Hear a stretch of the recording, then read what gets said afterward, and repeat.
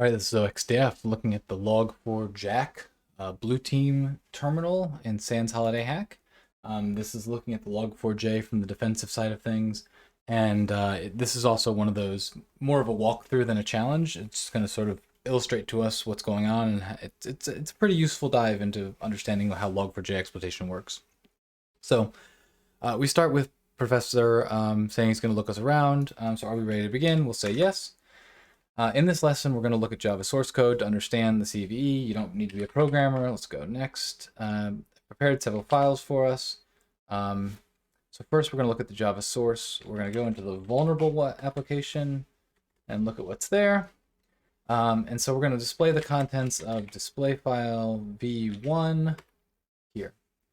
And what we've got is basically a simple application. It's reading a file. It's going to read it and print it out. That's about it. So we're going to compile that. Java C display file v1.java. Takes a second to compile, and then we're going to run it. They don't ask us to do this, but it produces a class file. So we can do file on display file v1 class. So there's a class file there. Java, you don't need, when you just call Java, you don't actually need to pass in the class, the extension, and then we'll just give it testfile.txt, and it prints out hello from Professor Pettybyte, so it works great. We're going to do the same thing. If we look at this directory, there is a testfile.txt. There is no textfile2.txt, and so we run that, the whole thing crashes badly. And so they're using this as an example to show us, like, okay, we have some Java code, but we need to be able to handle errors. And so that's where log4j comes in. We run to the next. So if we do cat display file v2, we can see that they've created a logger instance, and if there's an exception, they're going to print that exception out to the console using the logger. The logger in this case, let's see, where are we, is declared here, and it just is going to send it to logger.error, and it's going to print out this stuff. And so now we just type next to continue. They're going to walk us through. We're going to compile this as well. Java C, display v2, takes a second to run, and then we will run this just like we did the first one, display v2, and this time with test file 2.txt. And this time when it crashes, it's going to print out a nice message. You know, here's the date, the date, where we are, error, and it's unable to display test file 2.txt. And so that's basically what's going on. The issue here is in how we parse those things. And so when we run this, if we replace the test file 2.txt with, let's put single quotes, $, $squiggly, Java version, close. And the single quotes are important here because otherwise Bash would treat this as an environment variable and try to read it, and we want to pass that in as a full string. But when we run that, it says unable to read file, Java version 1. Blah, blah, blah. And so it's actually taken this thing and evaluated it to be the Java version string and sent that back to us. And so they say, you know, let's do that again, but this time we're going to do, instead of Java version, we're going to do env API secret. And, you know, presumably we've got an environment variable called API secret, and here we go, we've just printed it out, you know, via this error message. So this gets even more dangerous now when we start talking about JNDI, and that's the Java naming and directory interface that allows us to do lookups on external servers. So let's go next, like they ask. Let's see, run the start server command to launch a simple server. Okay, is it in this directory? Okay, so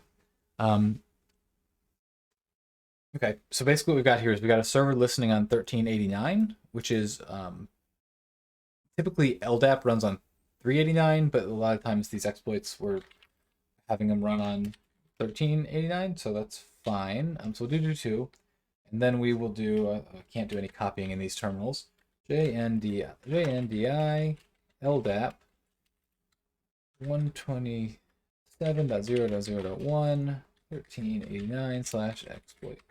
And so before I run this, what we're seeing is we're going to pass in this string, and when Log4j goes to evaluate this, it's actually going to issue a query over using LDAP down to localhost on this port. And so we're going to see a connection come in on this port.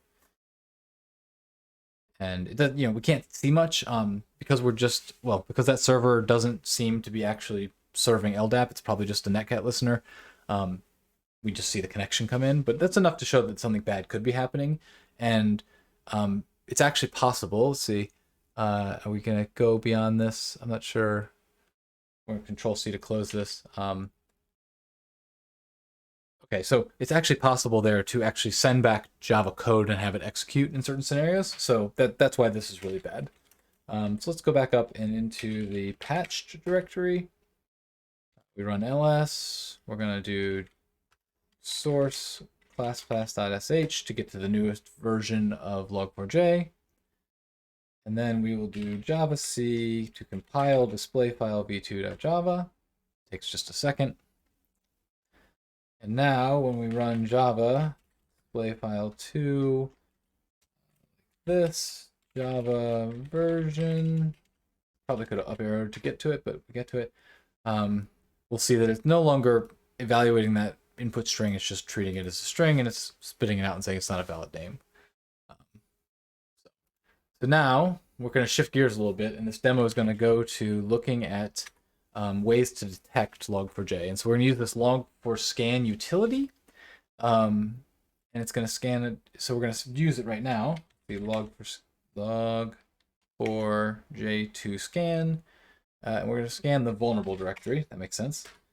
And when it runs that, it finds that this CVE vulnerability exists in that jar file in there. And if we run it again on the patched one, it does not find the issue. So it shows that we fixed it because we moved up to a newer version. There's also Apache Solr, so we can do the same thing. See, it says it's running out of the var www Solr directory, and it is finding multiple issues, in the libraries used in Solr here. So this shows how it can kind of crawl through. One of these is a third-party plugin. One of these is the core application. So that shows how a script like that can crawl through and look at this kind of thing. The last thing we're going to look at is we're going to look at how we find this in logs. And so examine the files in the var www. So what is ls var log www. Okay, there's a single thing there. So let's do cat access.log, and oops, that's not what I was supposed to do. There's a lot of stuff in the access.log. So we'll get back to that in a minute. Control-C, can I get out of that? Cat log shell search.sh. And this is a super simple script. All it's doing is a grep. Grep-e is going to put us into, allow us to do regular expressions. I makes it case insensitive, R makes it recursive, and then we're going to look for these J and DI expressions. Most commonly, it's done over LDAP, RMI, or DNS, and then some other stuff. And so let's see. If we are going to, what do they want us to do? It log shell search there. I don't know if we need that, but we'll do it. And we'll give it var log www. So we're just going to run that grep across that giant access.log that I accidentally catted a minute ago. And you can see it catches out real quickly. Here is a string being passed in as a parameter in the GET request. Here it looks like it's being passed in as the user agent string, and same thing here, user agent string. So that's kind of cool. We're going to rerun the previous command, and we're going to pipe it to sed. Oh, I think we just looked at each of these lines, but we're going to look at them one at a time, apparently. There it is. We're focused on the first line. Rerun the previous command, piping it to sed. Okay, thank you. Running a little slow up there at the top. And then so we can see in the first tap, it's using a get parameter, just like we talked about. Now we're going to get the second line. I'm guessing it's going to tell us that it's using a user agent string. Really taking a second there, but yeah. Let's see what else. Oh, it's also attempting to do a DNS lookup here. And a lot of people use this kind of thing as just sort of proof of concept. Just doing a straight DNS lookup here is not the greatest proof of concept, because It's possible that some sort of firewall or something might see this IP address and try to do a lookup anyway, or see this URL and try to do a lookup anyway. But it is a pretty good indication. And then if we go look at the third one, this is back to using LDAP in the user agent string. What else are they going to tell us about it? The definitely legitimate string is supplied by the attacker, matching a Java class name on the server to exploit the victim. So we can get out of there. I think we're almost done with this. And yeah, we've completed the exercise. So this wasn't really as much of like a challenge we had to solve as it was just a really neat way to walk through and look at where Log4j comes from, why it's exploitable, what it looks like when it's patched, and then how to detect both vulnerable apps as well as looking in your logs for signs of exploitation and indicators of compromise. So really useful exercise. Thanks to CounterHack for throwing this together. And thank you for sticking around till the end, and I'll talk to you next time.